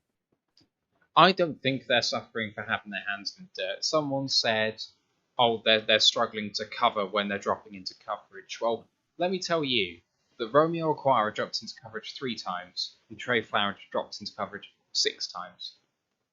You're not talking about a massive sample size of times where these guys are dropping into coverage. And if you have a look at coverage grades, Romeo had an average coverage grade, Flowers had a slightly lower than average coverage grade. So they did fine in that aspect of things. I don't think that is harming them in terms of their ability to rush the passer and stop the run on the outside. And as Anna said, we actually were in a 4-3 for a lot of this, so they had their hands in the dirt for a fair amount of the game. I don't think the change is affecting them particularly, but I do think the overall scheme and the inside linebackers are not helping them, which helps me transition very nicely into the inside linebackers. And they are Alex Anzalone, Jalen Reeves-Maybin, and Jamie Collins. I don't think there was anyone else who took any snaps there. Nope, just them. So, shall we talk about them? No? Okay, let's move on. No. Crash, trade them next. That's all there is to say. It was a disaster, an unmitigated disaster. Collins was running slower than Tavai ever did at his worst here. And Anzalone was just getting picked on so much. As I said earlier, they were targeted 8 times, gave up every single battle for over 100 yards. Now, these are meant to be our, because I argued with you before the season that Barnes should get the start over Anzalone, but, your reasoning was the experience that Anzalone had may just come in handy a bit more. Not even close. He's just been useless. But he wears the green dot. Yeah, but he's been useless in most facets of the game. They both have. They were a glaring weakness. And when they're not playing well, when we're already trying to defend rookie corners down the line, it just messes with the safeties. We can't utilize them properly because they're that busy trying to make up deficiencies over the rest of the defense. And they're meant to be the glue that holds us together. These are 2 of the most experienced guys on the team. This is a very young team. And you're looking at the likes of Anzalone and Collins to lead from the front, but it was the rookies who stood out more. They were terrible. They were terrible in coverage. They were terrible blocking the run. they didn't offer anything.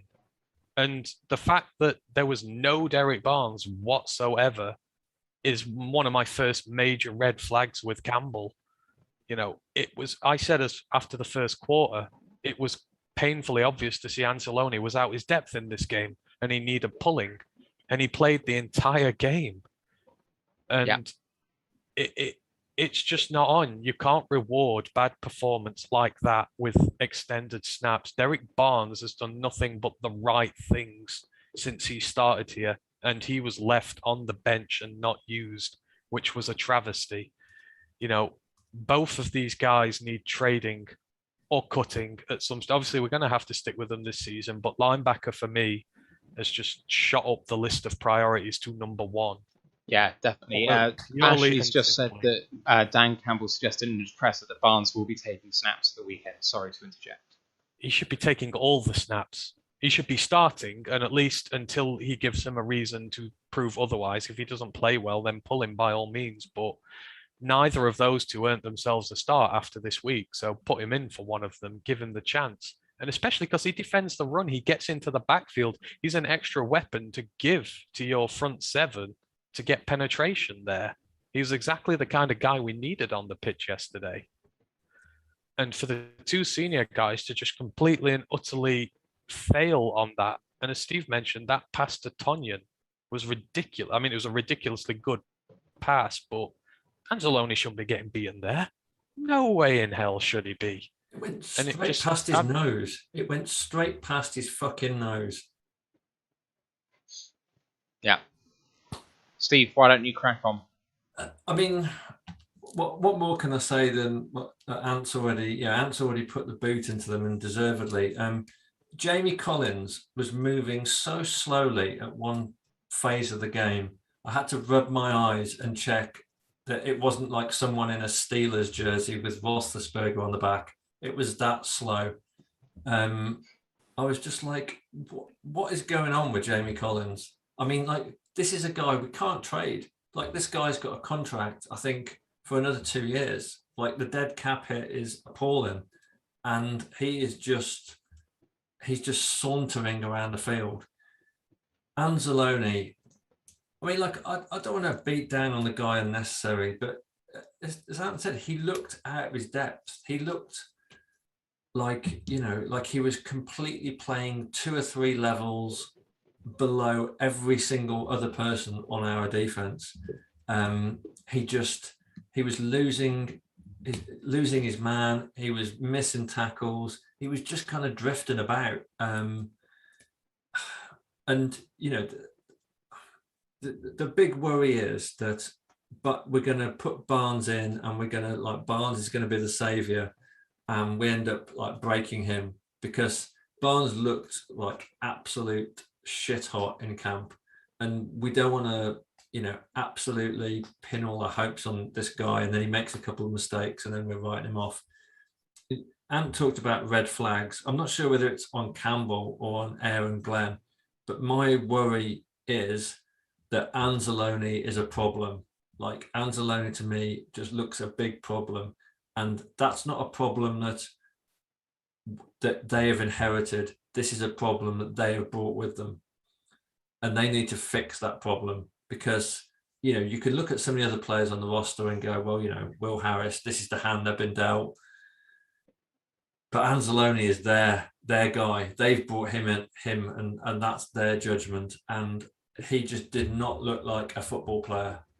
And he was culpable for probably 10 points, I would say. Generously, I would say he probably gave up 10 points. And we just can't have someone like that in our linebacking core, which is already fucking threadbare. Just to give Jimbo some love, because he feels ignored, he said something to do with Alex still be cheating on his wife, laughing my ass off. Has he been giving you some late night visits, Jimbo? He said, when we replace the defensive players next year, you'll be like, wow, look at the defense. And I think that's true, because there are some standout guys in this defense who have actually picked it up, and we're going to be talking about them in just a moment. A couple of other comments to speak on. Where are we? Unleash the Barnes. A lot of that Unleash the Barnes being talked about. One thing that is worrying me is not the lack of speed, and it's not the lack of being able to hold up in the run, although that does worry me a bit. For me, I'm worried about the lack of intelligence of these linebackers, because we've just come up against two of the more creative play callers in the league, in LaFleur and Shanahan. We know that they like misdirection. We know that they like players in motion. We also know that Jamie Collins is meant to be pretty good at this shit. Anzalone, coverage linebacker, wears the green dot, but actually, you know what, we knew he was kind of limited and he's just been a bit worse than advertised, fine. But on a couple of touchdowns to Aaron Jones, Collins found himself out of position, being fooled by Aaron Jones time and time again, being out of position and then being slow to react. But I can kind of get over the slow to react. It's the fuck you doing? Like, get your head out your ass. You should know this is happening. Like, that's far more worrying than the lack of speed that I saw, because, you know, Tavai had the lack of speed and he was meant to have the intelligence because he could make up for a lack of speed. But Collins is meant to have that speed, but he couldn't show it because he didn't know what the fuck was happening. He doesn't look bothered. He doesn't look bothered. Thing. That was a question in there. Do you think they're giving 100%? No, I don't think so. I brought this up about Anzalone when we first signed him, and, you know, he's not played in recent years. He's played so few games, started even less. He's just not up to speed for what we need. And the trouble is, these guys, as I say, they have an extra responsibility on this team because they're carrying a lot of rookies, a lot of young players who are going to be looking up to them as senior guys to set the tone. And they're not. You know, they've just been two of the worst guys out there, and the rookies are the ones who've been balling out instead. And that's just a huge worry. It's just, you know, it just makes me mad. It made me that mad that my computer cut out to give me a timeout. That's how bad it is.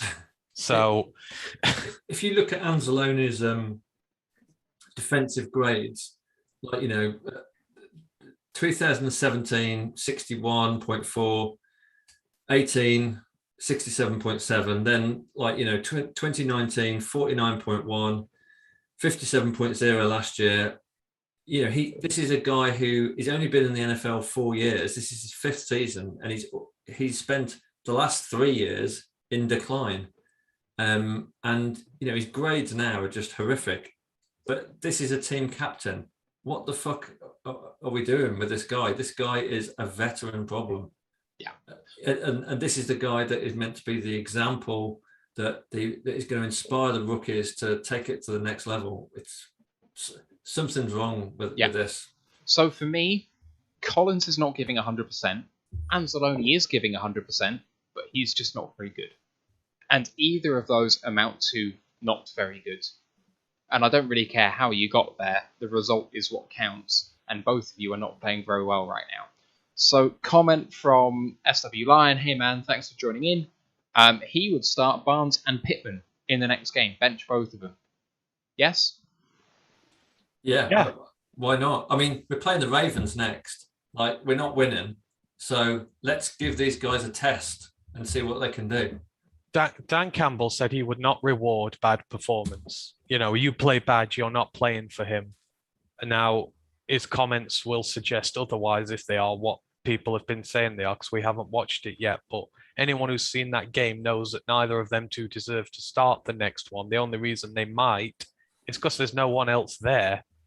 Hell, Barnes starts for me. I'd promote, I know I said this the other day, and I know I'm a massive homer with him, but I'd promote Beckett from the practice squad and put him in because I really like Beckett. Give him a go. He looked good in preseason in the snaps he got. Give the rookies a chance because these pros are not doing it. And it was a staple under Matt Patricia that no matter how bad his pros played, they always got picked. And Campbell cannot fall into that same trap. They are not doing what they should be doing at all. So bench them. Dan has just said on Twitch, absolutely agree. Dan said he was going to find ways to put Barnes in. The way you find the way to put Barnes in is you bench the others. Yeah, it's very easy. It's a very simple fix. SW Lions says amen, promote Beckett. I'm on board with that too. At least as linebacker 3, and then we can put Uncle Collins at number 4 and Anzalone number 5, or preferably gone. Won't be much of a hit on dead cap because of being pegged next to nothing, because he hasn't been. He's a career mediocre guy, showing that actually he was being protected by a New Orleans defensive front that have been elite for a long time. So there we go. Right, 2 more defensive position groups to go through, and we'll start with cornerbacks. So the cornerbacks that played in this game, we started with Amani Oruwariye and Ifeatu Melifonwu. In the slot at the nickel corner, we had AJ Parker. And then subs, we had Bobby Price. And that was that, actually, for the cornerback position. So, Steve, some takeaways from that cornerback room, my man. Oh, I mean, they held up for most of the game. The problem is, against Aaron Rodgers, you have to hold up for 60 minutes. I think in terms of the standouts, I thought Melifonwu played really well. I think he was up against Devontae Adams for most of his snaps. This guy looks talented. I reckon he's probably going to be out, 6 weeks at least, which is a real shame because he is someone that had got the potential to grow. And just like Okudah, his kind of development is going to be, massively restricted now.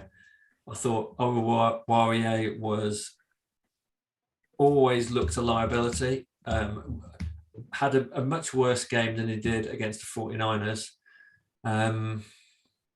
I thought Bobby Price came in, and I know he didn't take as many snaps, but he looked an upgrade. And I was kind of like, why is this guy only just come in? He looked... My guy. Yeah, he just looked instantly better.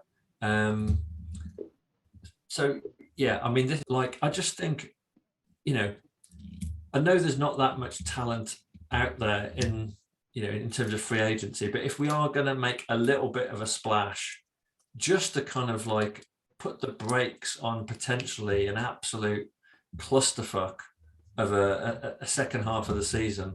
I know we're in game 2 and we shouldn't overreact, but I think let's get some help at corner. Let's get a veteran in that will be leadership on the pitch, and help the young, Price and the younger guys learn, because it just feels we're so exposed. What about you, Am? The rise of the undrafted free agents. I mean, what can I say? We've tried for years now to fill these holes up with expensive veterans who've not panned out, but the best players we're getting at corner now are coming from the undrafted free agent market. AJ Parker's been nothing short of remarkable in his rise from undrafted free agent to becoming one of the more pivotal members on this defense. Same with Bobby Price. He's changed position. He was meant to be a safety and he's transitioned out to corner. And you saw yesterday one of the plays, one of the run blocks got down low, brought Aaron Jones down. Just he couldn't go anywhere. The technique was flawless. You can see Aubrey Pleasant's, work on him there. He's been working hard, and Pleasant's known for the technician that he is. And technically it was sound. But these two guys have come in. I mean, Parker's only given up 3.3 yards per target against him. I think Price has only given up 6. And I think they're the only two guys who are averaging below 10 yards given up, against them in coverage. These two have absolutely come in. They're working their asses off, getting more plays and showing fully justified as to, their spots in this team. And I think it gives a lot of hope going forwards, because as we've said, I think we've just got used to, guys who have come in with a lot of expectation and aren't doing much. I think Amani's finished here. I know that's a bit of a hot take, but I'm just not seeing the development from him. I've seen more from Parker and Price this season than I have from him in the last year or so. I love Amani. I think he's a great player on his day, but the consistency is not there. And in a position now where we need him to shine, there are still far too many problems. Now, I'm not giving that DPI up. That was an absolutely, I'm not going to say the word I want to because it's rude, but it was a horrible call. one of the worst calls I've ever seen, ever, anywhere for anything. They must have called it on his shadow because it wasn't on him. I mean, he didn't even tickle him, did he? No, he didn't even tickle it. I joked saying that, don't breathe on a Packers wide receiver or you'll get called for DPI. Well, apparently you can't even look at one without getting called for DPI in the end zone. But yeah, Amani's just wink murder. And, Amani's just not shown enough for me. He's not, the only way he survives on this team is if he's way down the depth chart and he comes in as a situational guy. I'm putting guys like Parker and Price in front of him now. I think just go with them. They're rookies, but they're fearless. And these are the type of players you want to see on this team, taking opportunities. This is what Dan Campbell talks about. He wants guys who are going to come in here and they're going to fight for the spot.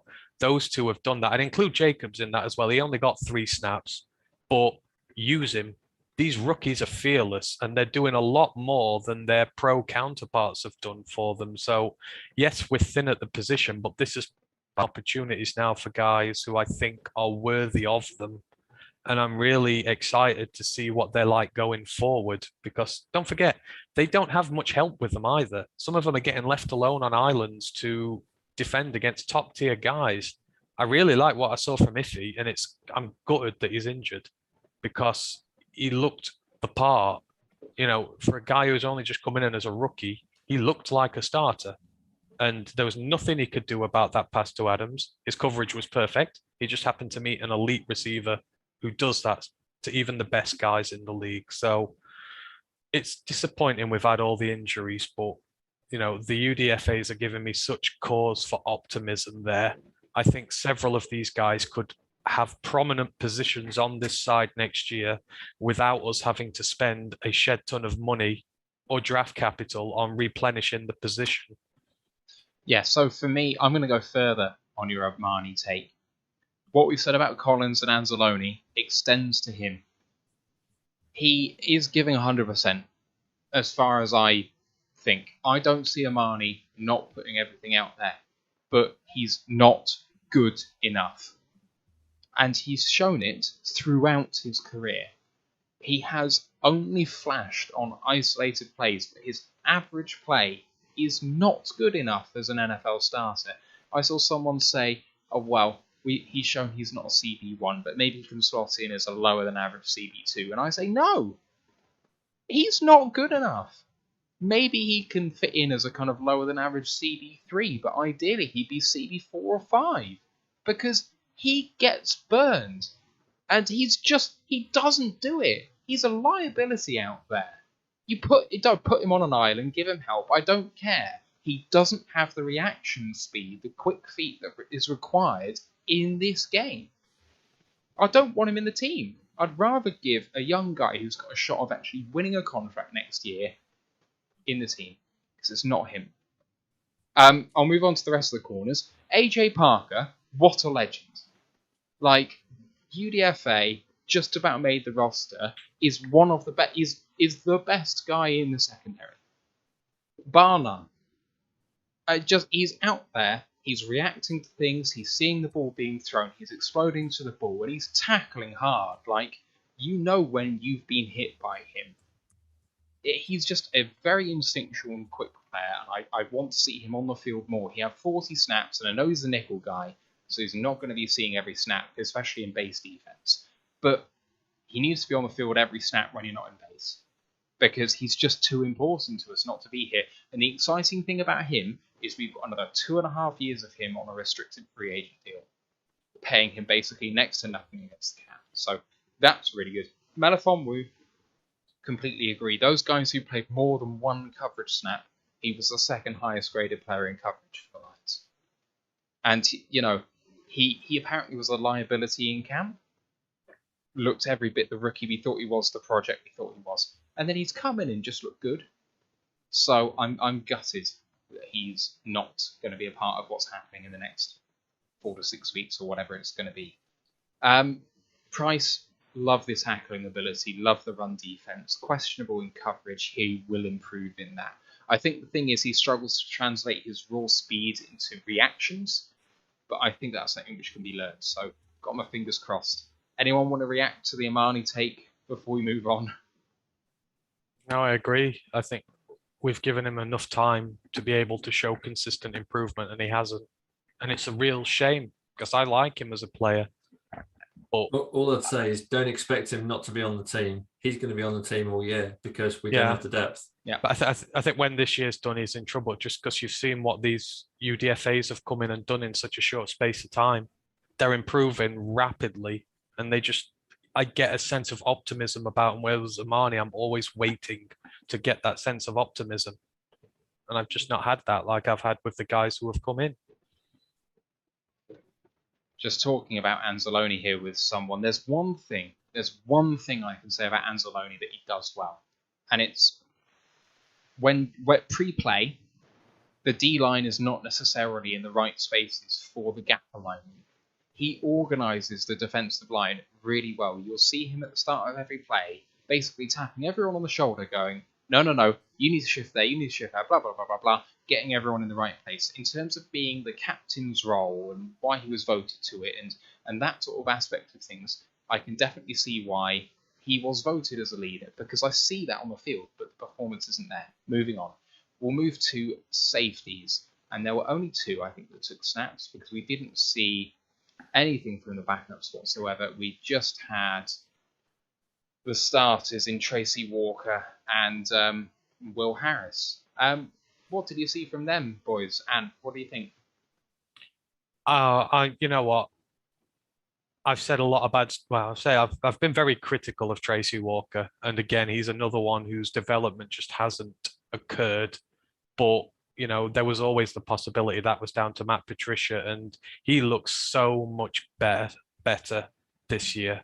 He looks like the guy who we all envisioned he'd be after year one. In coverage, he's by far and away our best coverage defender, without a doubt. He's been immaculate in that. He's doing well. He's like trying to marshal that secondary. He's getting plays. He's made a sack this year. He's getting good pressure. I really like what they're doing with him. They're just unleashing him and they're letting him play in his natural position and doing what he does best. And sometimes it just really is that simple. So all I can do is give props to Tracy Walker here. If he carries on this form all season, then by hell, let's pay him, because he's a potential difference maker there. And we always know that he could be. He's like Amani. We've always known that next step is there for him to take. But so far, he's taking it. And like I said, I'll watch over the full season, but I've got nothing but praise for him so far. I can't say the same about Will Harris. I'm done. I'm tired of watching him tackle high, get dragged along, for extra yardage. He shouldn't be. The technique's not there. The effort's there. I would never accuse him of having a lack of effort, but it's time to move on. I mean, I didn't even think that we'd not use Dean Marlowe up until that point, but where the hell is Dean Marlowe? He looked all right in preseason, and he's got some years in the league below him, so let's use him. But for Harris, I'm done. But for Walker, I'm really happy, and I hope this carries on, because if he develops into the player he is, that's one less problem to worry about next year. We need a really good safety, and potentially there are some really good safeties in the draft this year if we want to pair him up and create a hell of a presence there. So let's hope he carries on, but Harris is done. I've had enough. Steve? I thought Walker, and again, this is where sometimes you look at the PFF stats and they don't quite measure up to the eye test. I thought Walker had a good game. I've got and I've been really critical of Walker, but to me, he made a couple of key plays.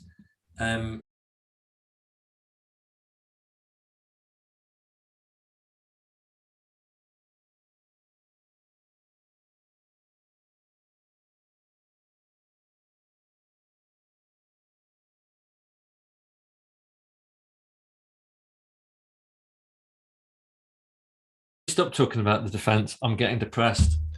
Well, I'm going to have my say quickly, because I'm going to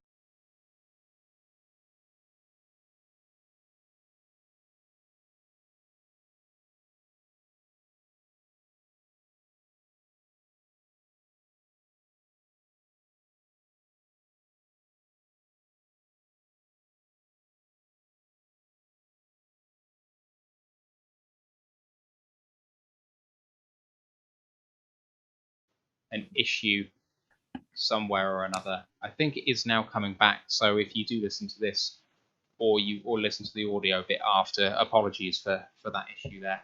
There we go. We find back up now. Great stuff. Okay. Yeah. I don't. It's a really difficult thing for Campbell to negotiate. You can't throw your players under the bus so soon, especially leaders in the team. But you've got to stay true to yourself. And true to yourself for Campbell, and being a straight talker is kind of the platform he put himself on when he started, and he's kind of hamstringing himself because he's trying to play politics a bit. So I don't know. I think he's finding himself between a rock and a hard place, trying to say what he actually believes and trying to protect his players as well. Yeah, I don't want him to slag the players. Absolutely not. All I want to see from Campbell now is I want to see Derek Barnes start at linebacker next week. That's what I want to see. I don't want to hear anything. I just want to see him on the field. And Marlowe. Marlowe would be interesting to see. Special teams, it was a good day for Jalen Reeves-Maybin, Amon Ra, and Igwebuike. Austin Siebert hit all of his kicks. I think he missed one when he was iced, but otherwise he then hit the subsequent kick. Any issues with special teams? Jack Fox was awesome again. Bet the Vikings wish they had a kicker who could hit all his kicks. Yeah, I mean, considering that we picked Siebert up, just before the start of the season, he's kind of fitted in really well. Yeah, I completely agree. Det Fanmans just says, so don't throw Anzalone under the bus, but does he have to remain captain? I'm just replying to him saying, it's a player vote, so I don't know if you can remove him because you're overturning the vote of your players. And, it would be a very bold move to do that, really, wouldn't it? Yeah, it will be. But, as far as Campbell's concerned, he has to live by his mantra that he will give players an opportunity and he won't tolerate subpar performances. He's now under the microscope for that, and his reaction is going to be interesting because he's delivered on everything else so far. A competitive team who's going to fight till the end, who's going to work hard. He's done that, but now with his individual players, he's got to show that he's willing to drop the big players who aren't performing. He needs to put his money where his mouth is with this one. He needs to keep his credibility on these issues if he wants to be taken seriously by the more critical in this fan base. I just want to finally bring your attention to the DVOA rankings by Football Outsiders, which I love as a metric. It's one of those that a lot of people seem to kind of hang their hat on. Detroit are 29th overall. They lead Tennessee, Jacksonville, and Atlanta. Tennessee are 30th overall total DVOA, which is shocking to me. Within those rankings, Detroit are 22nd on offense, 32nd, that's last, on defense, and 18th on special teams. I'm surprised that offensively they're as high as they are. They have been good, but they have also been very bad at times. So I kind of expected that to be a bit lower, especially when DVOA is meant to kind of take into account the situation a bit more. And, Goff came up big in what was called garbage time in week 1, but it didn't become it late on. And then when the shit really hit the fan, when it became really, really important in the second half on Monday. So 32nd feels harsh for our defense. I know that we got absolutely torched against San Francisco, but I kind of feel hopeful about it, not like I did last year. But let me say as well, it's not even close. We are last by a long way. I don't use DVOA. I see what I see and use that as a metric instead. I don't really go much by it. So, I mean, I've watched quite a few of the games from the first 2 weeks, and I've not seen. Have I seen a defense? I mean, Jacksonville's defense looked pretty bad, but I think ours, it's up there with the worst. It's certainly in the top 3 for me on the eye test. I think on offense, there's a lot of bad offenses out there. I mean, there's a lot of bad offensive football going on in the league, and we're going to see some of it quite soon because we're going to see the Chicago Bears. That's my joke. And I'm looking forward to that. I think my concern is our schedule, and I'm just not sure that we're going to beat the Bears at the moment because the Bears' defense looked mean, and I know they're only playing the Bengals, but I mean they intercepted Burrow 3 times. I mean, Roquan Smith's interception was an absolute beauty. And I think we've got the Bears in week 4 and then the Vikings in week 5. And it just feels to me, particularly if we get absolutely humped by the Ravens on Sunday, it just feels to me that it's a bit early in the season to be playing them. And, I know we're laughing at the Vikings, but the Vikings have looked pretty decent. I mean, they've had 2 really, really good games to watch, and there's been a lot of positives from the Viking. Obviously, there's been a lot of the first week they absolutely drowned in penalties. Obviously Sunday there was the kicking disaster, but they look a decent team, and I can't see us getting past them at the moment. Yeah, just talking about DVOA and some people, so Ash transitioning over to YouTube has just said, what about the Falcons defense? Falcons defense is not even the second worst. They're not even the third worst defense. They are 29th. Anyone would hazard a guess at who are 30th and 31st? Jacksonville. 24th. Oh.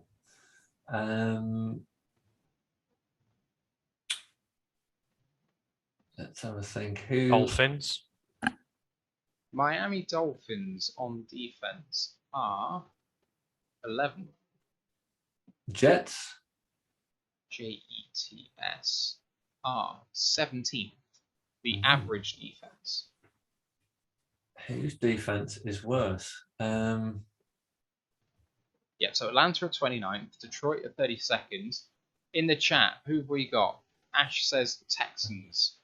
Texans defense, 15th. No, sir. Vikings, he says. Minnesota Vikings. Minnesota Vikings are 21st. Bengals?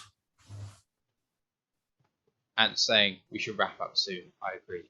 But I'm having fun with this because they're all so awful at this. Cincinnati Bengals have the 7th ranked defense. Oh, okay.